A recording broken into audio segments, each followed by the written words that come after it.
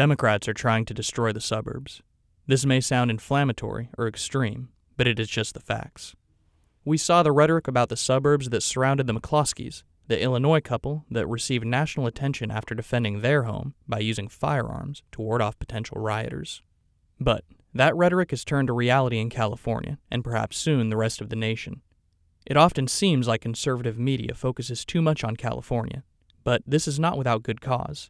The left likes to call California a bellwether for the rest of the nation, but this is a malicious half-truth that we can't let them get away with.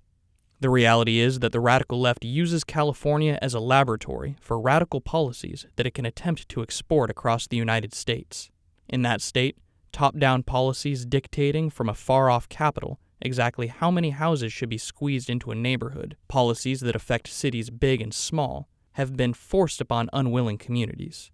Huntington Beach, not wanting to be transformed into an urban wasteland resembling its neighbors to the north in Los Angeles County, resisted density orders and looked to be fighting a losing battle in court. Make no mistake, these are policies that could radically change your community. Hundreds, even thousands of units added to relatively small cities with little to no value given to historicity or beauty.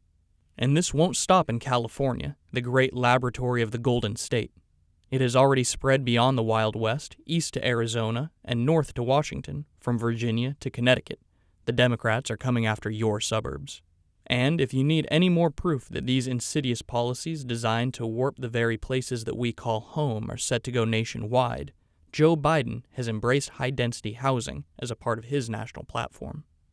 One of his potential picks for the Department of Housing and Urban Development, Diane Yentl, heads an organization that praised California's community-altering legislation, saying that it, quote, did not go far enough. In case the mainstream media had somehow convinced you that Biden was a moderate or centrist, his plans go even further than the radicals in California have been prepared to do. Assemblyman Scott Wiener, author of SB 35, the Radical California High-Density Housing Bill, has been trying and failing to pass an even more radical bill, SB 50, that would allow the state to overrule local zoning protecting single-family resident zones, or, as you and I know them, suburbs. But even in radical California, this bill is having trouble getting full support. But Assemblyman Wiener may not need to worry about this for long, as a version of his bill may be enacted under a potential Biden administration. Biden's plan call for an end to the kind of zoning practices that protect the American dream of suburban living for all Americans, regardless of race or creed. Biden's plan to end single-family resident zoning would densely urbanize many of the places that we call home. Biden's plan specifically references the Home Act of 2019.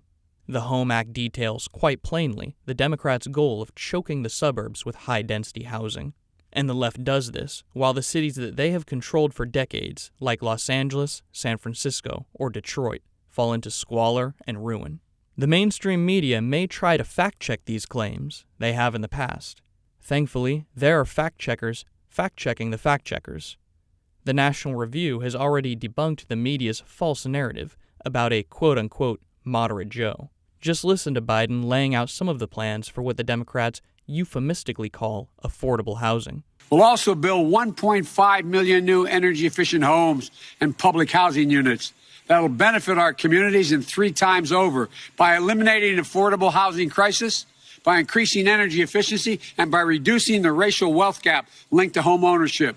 And here is Kamala Harris, true to her California roots, stating that she believes housing is a civil right. 20 million renters are looking at eviction. We have at least 15 million homeowners that are looking at foreclosure. And as far as I'm concerned, housing should be considered a civil right. For years, left-wing thought leaders have pushed a sort of fetishized hyper-urbanization, despite the strong correlations between population density and both property crime and violent crime, and despite the strong correlations between increased living space and quality of life. And these left-wing elites know that it is a lie. In dense urban cities, the left-wing elites are able to afford the space that the shrinking middle class would otherwise take for granted in a suburban community. And many of this class of liberal oligarchs maintain the modern equivalent of country estates. Despite their sneering at capitalism, which as of late seems to be trained just as much on the mom-and-pop businesses forced to close because of the reaction to COVID-19 As it is on any big business, many of these leftist elites seem like they would feel at home in Dickens-era London, as long as they were not the ones in the tenements. Don't let the left convince you that hyper-urbanization somehow represents progress, and that the wheel of progress needs to grind on. There are parts of who we are that are worth preserving.